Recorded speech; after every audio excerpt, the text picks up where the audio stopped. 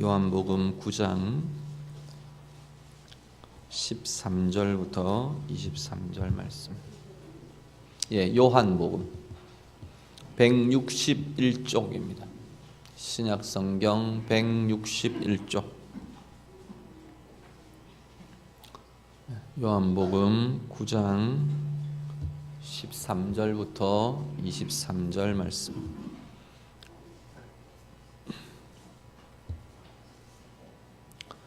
말씀 우리 다 함께 9장 13절에서 23절 다 함께 읽겠습니다. 그들이 전에 맹인이었던 사람을 데리고 바리새인들에게 갔더라. 예수께서 진흙을 일겨 눈을 뜨게 하신 날은 안식일이라. 그러므로 바리새인들도 그가 어떻게 보게 되었는지를 물으니 이르되 그 사람이 진흙을 내 눈에 바르매 내가 씻고 보나이다 하니, 바리새인 중에 어떤 사람은 말하되 이 사람이 안식일을 지키지 아니하니 하나님께로부터 온 자가 아니라 하며, 어떤 사람은 말하되 죄인으로서 어떻게 이러한 표적을 행하겠느냐 하여 그들 중에 분쟁이 있었더니, 이에 맹인되었던 자에게 다시 묻되 그 사람이 내 눈을 뜨게 하였으니 너는 그를 어떠한 사람이라 하느냐? 대답하되 선지자니이다 하니, 유대인들이 그가 맹인으로 있다가 보게 된 것을 믿지 아니하고 그 부모를 불러 묻되 이는 너희 말에 맹인으로 났다 하는 너희 아들이냐? 그러면 지금은 어떻게 해서 보느냐? 그 부모가 대답하여 이르되 이 사람이 우리 아들인 것과 맹인으로 난 것을 아나이다. 그러나 지금 어떻게 해서 보는지 또는 누가 그 눈을 뜨게 하였는지 우리는 알지 못하나이다. 그에게 물어보소서. 그가 장성하였으니 자기 일을 말하리이다. 그 부모가 이렇게 말한 것은 이미 유대인들이 누구든지 예수를 그리스도로 시인하는 자는 출교하기로 결의하였으므로 그들을 무서워함이로라. 이러므로 그 부모가 말하기를 그가 장성하였으니 그에게 물어보소서 하였더라. 아멘. 오늘 오후 예배는 우리 박성훈 간사님께서 말씀을 전해 주시겠습니다. 우리 잘 아시는 대로 우리 간사님 JDM 선교단체 이쪽 영동지부를 이끌고 계시고, 또 여러 가지로 힘써 캠퍼스 사역들, 우리 청년들 사역들 감당하고 계시는 우리 간사님이십니다. 나와서 우리 말씀 전해 주실 때 은혜를 함께 나누시는 귀한 시간 되시기를 바랍니다. 간사님 나오셔서 말씀 전해 주시겠습니다.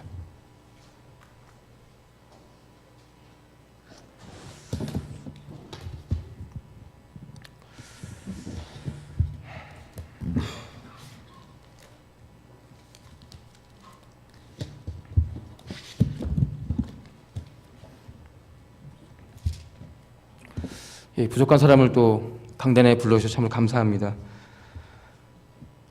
요한복음은 예수님의 7가지 표적을 보여주고 있습니다. 특별히 오늘 표적은 그 중에 6번째 표적인데요.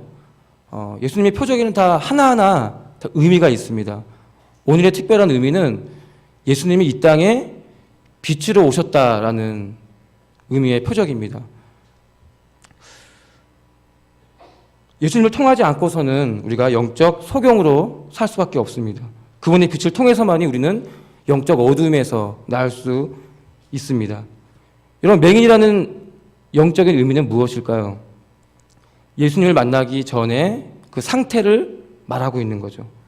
진정한 맹인은 육적인 맹인이 아니고요, 바로 영적인 맹인입니다. 오늘 말씀에서요, 2가지 부류의 사람들이 등장하고 있습니다. 한 부류는 바리새인들입니다. 이 바리새인들의 특징은 뭐냐면 아주 열심히 하나님을 섬기고 있죠. 율법을 열심히 지키고 있습니다. 그리고 바리새인들은 사회적으로도 아주 큰 존경을 받았습니다. 하나님의 열심을 다해 믿는 자들이었지만 바리새인들은 종교인에 불과했습니다. 종교 생활을 열심히 참여한다고 해서 그가 결코 하나님을 제대로 믿는다고 말할 수 없다는 거죠. 그 다음 여전히 영적인 맹인이었습니다. 바리새인들은 신앙의 공로주의에 빠져 있는 겁니다. 내가 열심히 율법을 지킨다고 해서, 내가 열심히 하나님을 믿는다고 해서 그것이 마치 자기에게 구원을 가져오는 것처럼 생각을 한 거죠. 그러니까 바리새인은 바로 영적 맹인임을 오늘 성경에서 고발하고 있습니다. 또 한 분은 맹인의 부모님이었어요. 여러분, 맹인의 부모님은 자신의 아들이 눈을 떴어요. 눈을 뜨고 다시 세상을 보게 되었음에도 불구하고 그 부모는 그것을 숨기려고 하고 있습니다. 예수님의 기적을 경험하고 그분의 말씀을 체험해도 그는 맹인이었습니다. 여전히 영적 맹인으로 살아가려고 선택을 했다는 거죠. 우리 이것을 보면서 우리가 어떤 사람이 영적 맹인인가? 그것은 바로 인생의 위기 앞에서 그 사람의 신앙 고백을 보면 그 사람의 믿음이 진짜인지 가짜인지를 알 수 있다는 거죠. 그래서 오늘 이 두 가지 부류의 영적 맹인의 특징을 보면서 우리가 혹시나 이런 맹인이 되었다면 예수님을 통해서 그 맹인의 삶을 회복하고 빛으로 나오는 시간이 되기를 바라겠습니다. 첫 번째 우리 영적 맹인의 특징을 봤을 때 첫 번째 부류는 바로 바리새인들의 예수님에 대한 태도를 보면 알 수 있습니다. 우리 16절 한번 다 함께 읽어보도록 할까요? 16절입니다. 다 함께. 바리새인 중에 어떤 사람 말하되 이 사람이 안식일을 지키지 아니하니 하나님께로부터 온 자가 아니라 하며 어떤 사람 말하되 죄인으로서 어떻게 이러한 표적을 행하겠느냐 하여 그들 중에 분쟁이 있었더니. 여러분, 바리새인들은 예수님이 하나님께로부터 온 자가 아니라고 판단을 내립니다. 근데 그 판단의 기준이 뭐죠? 바로 예수님이 안식일을 지키지 않았기 때문에 그는 하나님께로부터 온 자가 아니고 거짓 선지자라고 바리새인들은 판단을 내립니다. 여러분, 이 당시에 안식일에는 절대 병을 고쳐서는 안 됐습니다.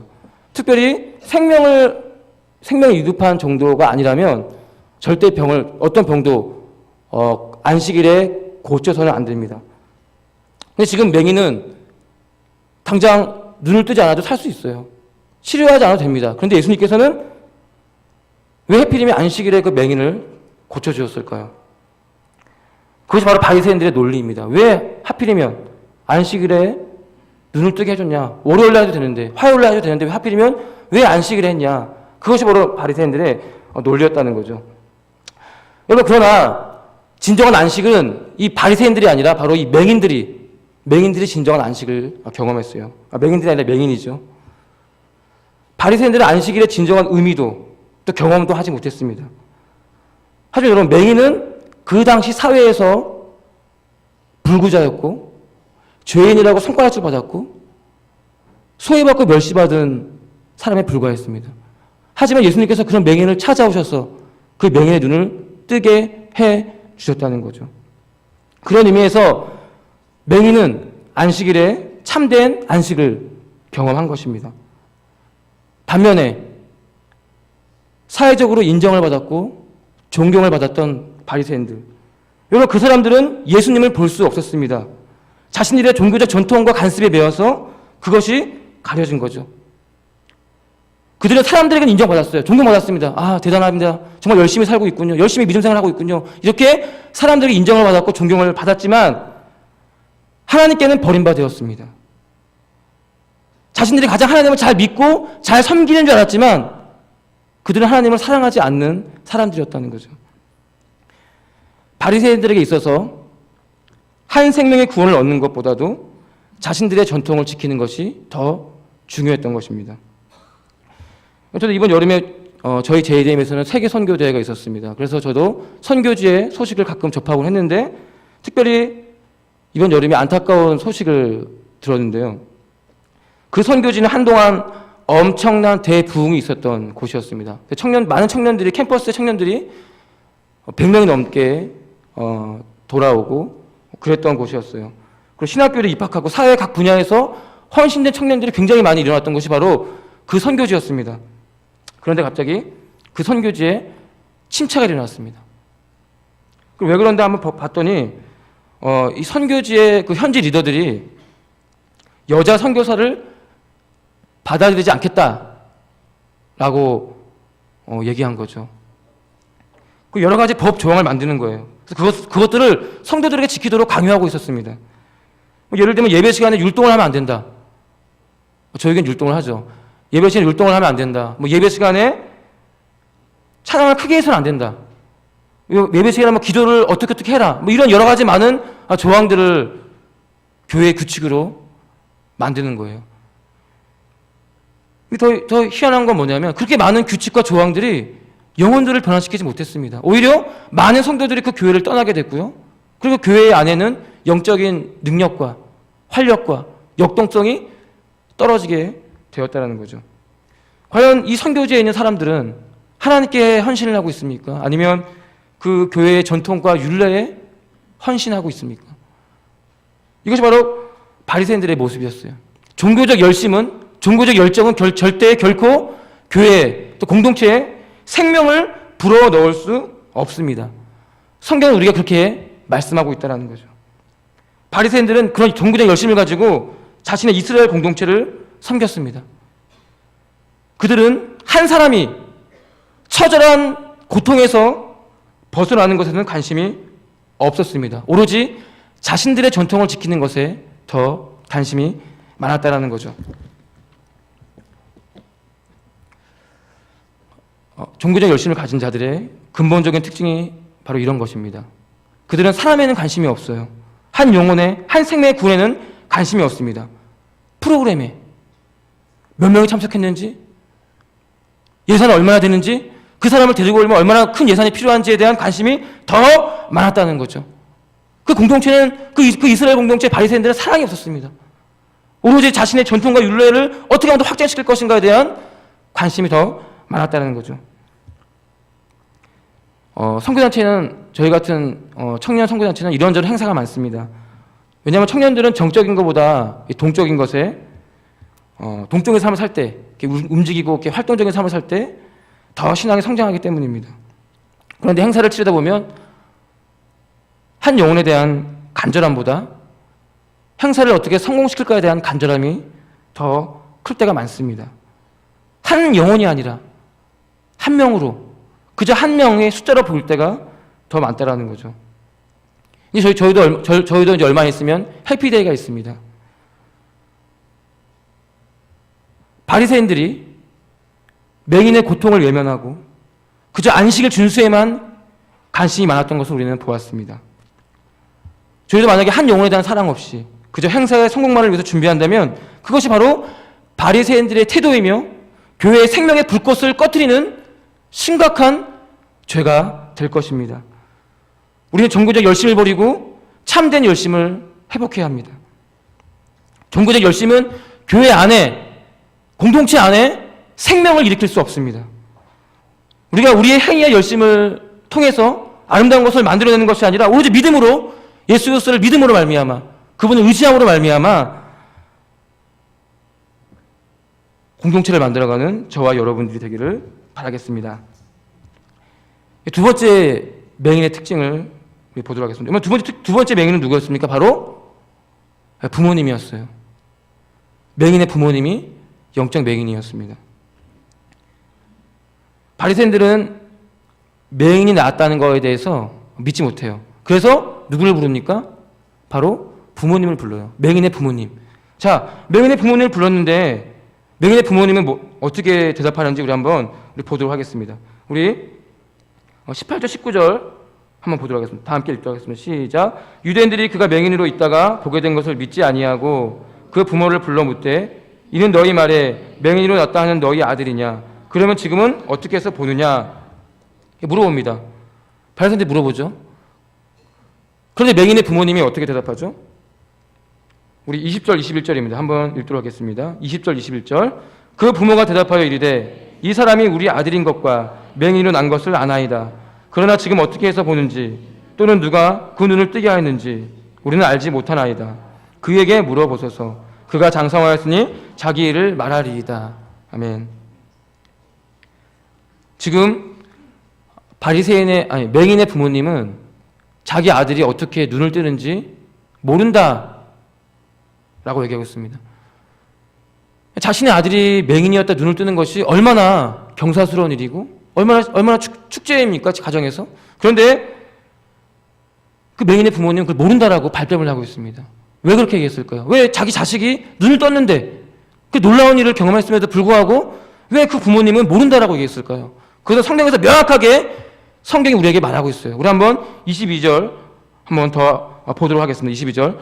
그 부모가 이렇게 말한 것은 이미 유대인들이 누구든지 예수를 그리스도로 시인하는 자는 출교하기로 결의하였으므로 그들을 무서워함이로라. 그 부모님이 왜 모른다고 했을까요? 그것은 바로 무서웠기 때문에 그렇습니다.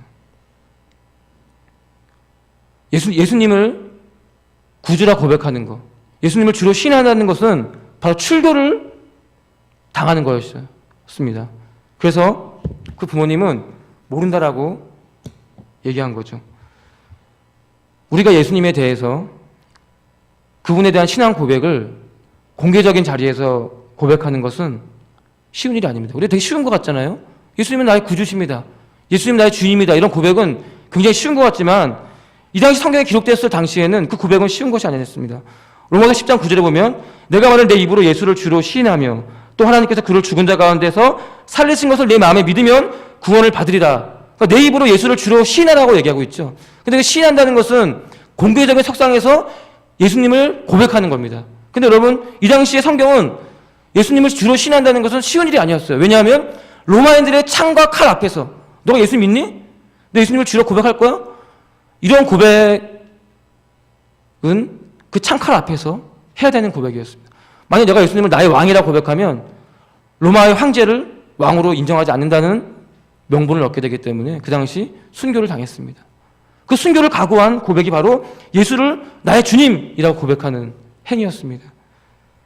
그것이 바로 여러분 예수를 주로 시인한다는 고백이죠. 편안하고 안전한 자리에서 신앙 고백은 그거 진짜인지 가짜인지 우리는 구별할 수가 없습니다. 교회라는 안전한 장소에서 누구나 쉽게 경건한 삶을 살 수 있고 경건한 고백을 할 수 있습니다. 하지만 우리가 바쁘고 분주한 그 삶의 현장에서 가족의 생계가 걸려있는 그 삶의 터전에서 과연 우리가 예수 그리스도 나의 주인이라고 고백할 수 있는 것은 쉽지 않다라는 거죠. 하나님을 미워하고 그분을 거부하는 우리의 삶의 터전에서 우리가 신앙 양심을 가지고 그분의 진리를 용기 있게 고백할 수 있어야 한다는 것입니다. 그것이 바로 신앙 고백이라는 거예요. 하지만 부모님들은 어땠습니까? 맹인의 부모님은 유대인들 앞에서 공개적인 석상에서 자신이 진짜 맹인이고 예수님을 모르는 것을 그 사람의 고백으로, 그 말의 고백으로 우리는 알 수 있어요. 맹인의 부모님은 예수님을 체험했습니다. 기적을 체험했어요. 그걸 경험했습니다. 그럼에도 불구하고 그 맹인의 부모님은 고백하지 못합니다. 왜 그랬을까요? 유대인의 율법의 테두리 안에서 살아가는 것을 선택했기 때문입니다. 그것을 떠날 용기가 없었습니다. 만약 맹인의 부모님이 예수님을 따랐다면 그의 삶은 송두리째 변화될 것입니다. 새로운 삶을 살았을 거예요. 하지만 부모는 안정된 삶을 선택합니다. 그동안 자신이 살았던 그 사회와 문화와 환경에 순응하기로 결정한 거죠. 그래서 그 부모는 고백할 수 없었습니다. 영적 맹인, 그들의 삶은 바로 이렇습니다. 예수님을 체험해도, 예수님을 만나도, 그분의 기적을 경험해도 그는 여전히 그래서 거부하며 살아가고 있는 거죠. 그래서 여러분, 이런 영적 맹인들에게는 신앙의 박해와 고난이 없습니다. 여러분, 세상은 형식적인 그리스도인들을 핍박하지 않습니다. 박해하지 않습니다. 주님을 닮은 사람, 주님이 명하신 대로 순종하는 사람을 박해하고 핍박합니다. 하나님의 백성들을 핍박한다는 거죠. 우리가 형식적으로 살게 되다 보면 절대 우리는 고난과 핍박이 없습니다. 편안한 신앙생활을 살 수 있다는 거죠. 바로 그 부모는 그래서 예수님을 그리스도로 고백하지 않았던 것입니다. 출교를 들어와서 그 당시에 사람들로부터 소외와 외면을 당할까 봐 두려워서 결국 예수님을 고백하지 않았습니다. 스스로 자신의 믿음이 없다는 것을 인정하게 된 거죠. 하나님께서는 오늘 우리에게 어떤 신앙 고백을 듣기를 원하실까요? 안전한 장소에서 아름다운 신앙의 언어를 듣기를 원하십니까? 하지만 진정한 고백은 로마인들의 창칼 앞에서 예수를 주로 고백했던 믿음의 선배들처럼 우리가 거칠고 험한 그 삶의 현장에서 고난의 문턱 앞에서 예수님은 나의 주님이십니다. 이런 고백을 할 수 있는 것이 진정한 믿음의 사람의 고백이라는 겁니다. 오늘 우리는 두 가지 부류의 영적 맹인들의 특징을 보았습니다. 자, 우리는 영적 맹인입니까? 아니면 진정으로 예수님을 만난 자들입니까? 예수님은 이 땅에 빛으로 오셨습니다. 그래서 그분을 믿는 우리들도 또한 이 세상의 빛으로 살아야 할 의무가 우리에게 있습니다. 맹인으로 살아가는 것이 아니라 보는 자들이 되어야 합니다. 어둠에서 빛을 보는 사람, 맹인에서 다시 세상을 보는 사람은 과연 어떤 삶을 살아야 할까요?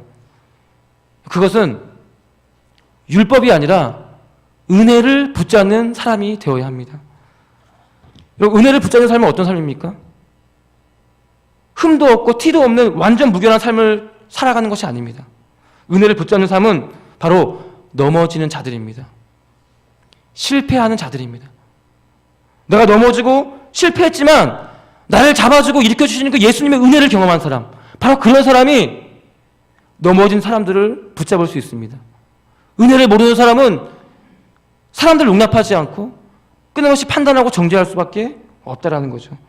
내가 넘어지는 걸 인정할 줄 아는 사람, 내가 쓰러지는 걸 받아들일 수 있는 사람이 바로 그런 사람들을 붙잡아서 일으킬 수 있는 사람, 바로 이런 사람이 은혜로운 사람이고요. 이런 사람이 은혜를 붙잡는 사람입니다. 여러분, 저희 지체들은, 저도 캠퍼스 지체를 안 욕하지만 저희 지체는 제가 실수하면 엄청 좋아합니다. 뭐 안타까워하는 게 아니라 간사님 왜 그러셨어요? 많이 피곤하세요? 이게 아니라 너무 좋아요. 박수 치고 실수했다. 아주 완벽하게 일하는 저를 보면 저를 피하죠. 혼날까 봐. 제가 이랬어요. 제가 사람들을 돌볼 때 완벽하게 완전 무결한 사람을 제가 만들려고 했어요. 우리 지체들을, 제가 알고 사람들을 완전한 사람으로, 흠도 티도 없는 사람을 제가 만들려고 엄청 노력했어요. 열심히 했는데 어떻게 했습니까? 다 떠나죠. 사람들이 저를 떠나는 거예요. 사람들은 은혜로운 사람을 좋아합니다. 그래서 저도 그런 사람이 되기 위해서 제가 오늘 주보에 요한복음인데 마가복음이라 제가 실수를 했어요. 은혜로운 사람이 되기 위해서 말씀의 적용을 제가 이렇게 하겠습니다. 바리새인들은 사람을 어떻게 대합니까? 맹인을 쫓아냅니다. 우리도 전통을 너무 사랑한 나머지 이런 일들을 자행할 수 있습니다. 이런 맹인들은, 그 당시 맹인은 불구자였습니다.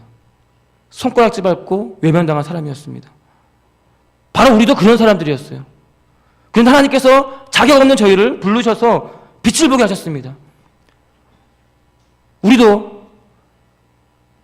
잘난 사람, 똑똑한 사람이 아니라 구제불능의 사람, 불구제라고 손가락질 받는 사람, 맹인이라고 인정받지 못하는 사람들이, 바로 그런 사람들이 저희 교회에, 저희 공동체에 넘쳐나야 됩니다. 그것이 바로 우리가 세상의 빛이 되는 길이고요, 이 땅에 빛이 되는 삶을 사는 것입니다. 그렇게 사는 저희 교회가 되기를 간절히 바라겠습니다. 기도하겠습니다. 하나님 아버지, 하나님께서 사회에 가장 어리석고 가장 소외받던 사람을 부르셔서 빛을 보게 하셨습니다. 하나님, 우리가 사람들에게 인정받고 존경받는 사람이 아니라 하나님께 인정받는 사람으로 참된 믿음을 가지고 은혜를 붙잡는 삶을 살 수 있도록 하나님 도와주시옵소서. 예수님의 이름으로 기도드렸습니다. 아멘.